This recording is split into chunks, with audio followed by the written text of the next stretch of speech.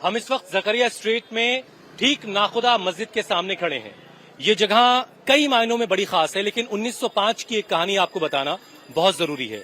जब टैगोर खुद यहां चलकर आए, बंगाल का बंटवारा किया जा रहा था और मुसलमान उसके खिलाफ थे, और टैगोर ने भी इस बंटवारे के खिलाफ अपनी आवाज उठाई और ठीक इसी जगह पर टैगोर पहुंचे और मुसलमानों से खिताब किया और हिंदुओं से अपील की कि मुसलमानों की कलाई पर राखी बांधो और मुसलमानों के साथ यकजहती का पैगाम दो। हालांकि इसके बाद वो बंटवारा हुआ और बाद में फिर विड्रॉ भी हुआ अंग्रेजी हुकूमत के जरिए, लेकिन ये वाकया ये बताता है कि कैसे यहाँ का हिंदू और मुसलमान एक साथ मिलकर के अपनी जिंदगी यहाँ बसर करता रहा है। कुछ लोग यहाँ पर हैं। आज के हालात में जकरिया स्ट्रीट में किस तरह का कामकाज हुआ है, जरा यहाँ के लोगों से समझते हैं। क्या नाम है सर आपका? आफाक अहमद। आफाक साहब क्या करते हैं? बिजनेस है। कारोबार ठीक ठाक चल रहा है? नहीं, कारोबार तो ठीक नहीं है। क्या हाल है कारोबार की? कारोबार का हालत बहुत ही खराब है। अच्छा, वजह क्या है? वजह है कि फाइनेंस पोजीशन खराब हो गया है, इकोनॉमी बिगड़ गया है। अच्छा, हम तो मोदी जी से सुन रहे हैं कि तीसरी सबसे बड़ी आर्थिक शक्ति बनने वाले हम लोग। हाँ, तो मोदी जी तो बहुत कुछ बोलते हैं। हाँ। एक भी बात सही बता दीजिए कि एक भी बात सही बोल रहे हैं मोदी जी। तो अभी जब वोट करने जाइएगा तो कैसे फैसला करिएगा? फैसला करेंगे हम लोग। तो देखिए, यहाँ जो जकरिया स्ट्रीट का है, यहाँ खिलाफत कमेटी है, यहाँ से यकजहती का एक पैगाम जाता है। और हिंदुस्तान आजाद होने से पहले जो है यहाँ से मूवमेंट हुआ, खिलाफत मूवमेंट हुआ, आजादी की जंग लड़ी गई। तो हम लोग तो चाहेंगे कि हिंदुस्तान का जो संविधान है उसकी हिफाजत हो, उसके हिसाब से हम लोग वोट करेंगे। तो राहुल गांधी की मोहब्बत की दुकान है जी, उसके सामान के कुछ खरीदार हैं यहाँ पे? बहुत लोग हैं यहाँ पर। ये अमन पसंद लोगों का जगह है। ये बंगाल जो है अमन पसंद लोगों का गहवारा है। ये रविंद्रनाथ टैगोर की धरती है, नेताजी सुभाष चंद्र बोस, कवि नजरुल इस्लाम की धरती है। यहाँ पर लोग हिंदू, मुसलमान, सिख, ईसाई सब एक दूसरे के साथ मिलजुल करके रहते हैं। ये बहुत पुराना इतिहास है और आज भी मिलजुल करके रह रहे हैं। यहाँ पर कोई भी फेस्टिवल होता है तो लोग ये कहते हैं कि फेस्टिवल आपका नहीं है, धर्म आपका है। आप ईद मनाइए तो ईद हमारा भी है, सब मिलके मनाते हैं आप। हाँ, और हिंदुओं का भी जब ये होता है तो उसमें हम लोग भी जाते हैं। पिंडाल का जो ओपनिंग होता है उसमें हम लोग भी दुर्गा पूजा, काली पूजा में जाते हैं, बैठते हैं। हाँ हाँ हाँ, बिल्कुल, उसके सदर है बाकायदा। काली पूजा कमेटी के सदर है मुसलमान। मोहब्बत की दुकान और नफरत की दुकान, अभी यहाँ दो ही दुकान चल रही है। हम आए, मोदी जो है वो मुस्लिम और हिंदू का खाली ये बात करते हैं। अभी भी उन्होंने मैनिफेस्टो किया, उसमें यूनिफॉर्म सिविल कोड का मामला लाए। यूनिफॉर्म सिविल कोड मुसलमान खिलाफ है, वो जानते हैं, इसलिए कि ये कुरान का मामला है। कुरान में जो है ये नहीं है यूनिफॉर्म सिविल, उसमें सब कुछ लिखा हुआ है कि किसको कितना हिस्सा मिलना चाहिए। लेकिन वो सिर्फ मुसलमानों को जिक्र देने के लिए उन्होंने एक शोषा छोड़ा कि यूनिफॉर्म सिविल कोड लाया जाए। जबकि वहाँ जो आया, उत्तराखंड में आया, उसमें ट्राइबल को बात दे दिया कि इसका इतलाक ट्राइबल पर नहीं होगा, मुसलमानों पर होगा। सारी खबर है आपको, लेकिन अब बोलिए। बहुत उम्दा। और मोदी जी जो ये समझ रहे हैं कि 400 पार, वो नामुमकिन है। बगैर मुस्लिम वोट के 400 पार जा ही नहीं सकते। हालांकि उत्तर कोलकाता के मुसलमानों की एक आवाज ये भी है कि टीएमसी बीजेपी के नाम पर डरा कर वोट ले रही है।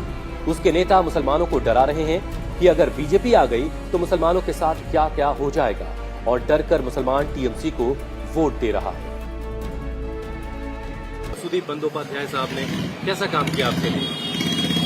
सुदीप बंदोपाध्याय इस इलाके में कुछ काम नहीं किया, कुछ भी काम नहीं किया।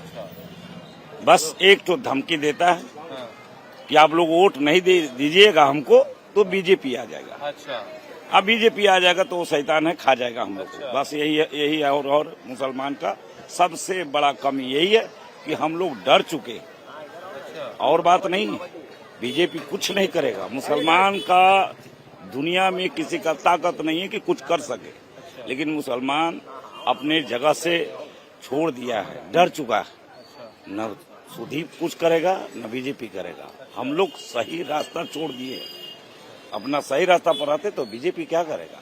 हम लोग जैसे 5 भाई खड़े हैं, अगर एक भाई आवाज देता उसी आवाज पर हम लोग चलते तो ठीक है। हम कहीं चलते हैं, ये कहीं चलते हैं, वो कहीं चलते हैं। बस इसी अफसोस से यही है। बहुत अच्छा पोजीशन है बीजेपी का। बीजेपी का बहुत अच्छा पोजीशन, बहुत बढ़िया पोजीशन है। 25 से 27 सीट आ रहा है। अच्छा, इस सीट पे तापस राय साहब जीत रहे हैं। अच्छा जी, आप बीजेपी के कारकुन हैं क्या? कारकुन नहीं है, हम लोग बीजेपी ज्वाइन नहीं किए। कारकुन नहीं लेकिन है। मुसलमानों का वोट बीजेपी को जाएगा। बिल्कुल जाएगा। अच्छा, अच्छा नेता है, अच्छा लीडर है, तो क्यों नहीं जाएगा। तो कुछ काम भी जरा सा गिनवाइए मोदी जी के, जो जिसको लेकर मुसलमान बड़े खुश हों। मोदी जी का तो बहुत काम है। उत्तर प्रदेश में 25-27 IAS IPS निकले, वो योगी के राज में निकले हैं। नहीं, यहाँ बंगाल की बात कर लेते हैं। पश्चिम बंगाल में उनका सरकार कहाँ जो करेंगे। सेंटर तो सब जगह होती है सर। होता है तो देते तो हैं, क्या चीज नहीं दे रहे हैं, मिल नहीं पा रहा है। यहाँ तो बंदर बाट लगा हुआ है। अच्छा जी। फिर भी कोलकाता का मुसलमान ममता बनर्जी का पक्का वोटर दिखता है। जहां काम धंधा करने वाले मुस्लिम कारोबारियों के सामने महंगाई, GST और नए नए टैक्स कानूनों के सवाल भी हैं। उन तक ED, CBI, electoral bond, CAA, NRC और UCC की आवाज भी जा रही है और इसीलिए वो ममता के साथ नजर आते हैं। मेरे ख्याल से बहुत ज़्यादा स्टेटस को में चेंज नहीं होना है बंगाल में, क्योंकि एक बड़ी तादाद है लोगों की जो कि दीदी को सपोर्ट कर रही हैं और उनकी कुछ वेलफेयर स्कीम्स वगैरह है वो भी काफ़ी कारगर हुई हैं ग्रास रूट्स में। के लिए मान लीजिए सीटें ज्यादा मिलती हैं तो फिर ज़्यादा तो मुझे पता नहीं, लेकिन जैसे मैंने कहा कि स्टेटस को शायद कुछ सीटें कम जाएं, लेकिन बहुत ज़्यादा कुछ उठापटक नहीं होने वाली है। जी, तो फिर प्रधानमंत्री किसको बनाना चाहिए? वो तो मेरे ख्याल से जो भी बात करे सभी की हक की, सबों को लेके चले, सिर्फ मतलब जुबानी जमा खर्च नहीं हो, सबका साथ सबका विश्वास, ऐसी कोई पार्टी है, ऐसा कोई लीडर जो सबकी मतलब ओवरऑल सभी के डेवलपमेंट के बारे में सोचे और ये धर्म की राजनीति से हट के हम डेवलपमेंट की बात करें। ममता बनर्जी के नेतृत्व में इस बंगाल में बहुत सारे उन्नति हुआ है। वो हर एक पब्लिक देख सकता है। चुनाव में कैसे वोट होगा? वो लोकसभा चुनाव में पहले जैसे वोट हुआ, अभी भी वैसे ही वोट होगा जैसे होता है। ममता बनर्जी से वोट होगा। नहीं, वोटिंग करनी एक ही तरफा बात है, इसमें तो कोई एक तरफा बात है। नहीं, दीदी तो राहुल गांधी देखिए, की मोहब्बत को दुकान कर नहीं, राहुल गांधी हम अगर उनको वोट देते हैं, मान ले कि हम राहुल गांधी को बहुत चाहते हैं, लेकिन उनको वोट देते तो उनके पास ऐसे कैंडिडेट नहीं है कि जो वो हम लोग उसको वोट देकर उसको खड़ा करें।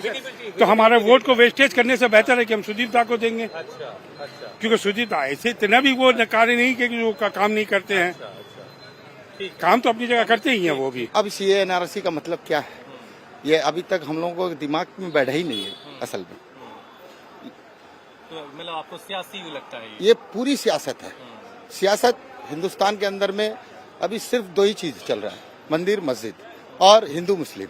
तो गुमराह करने के लिए सबसे बड़ा पॉइंट लाया गया है अब CAA NRC, क्योंकि मंदिर मस्जिद को पब्लिक समझने लग गई है। अच्छा, अधिकतर पब्लिक समझने लग गई। इंडिया के अंदर में रुझान आने लग गया है कि अब ये हिंदू मुसलमान नहीं चलेगा, मंदिर मस्जिद नहीं चलेगा। बढ़िया क्या चल रहा है, जब से भाजपा की सरकार आ रही है बढ़िया कुछ नहीं है, बस जिंदगी कट रही है। अच्छा, जी। तो ऐसा क्या हुआ?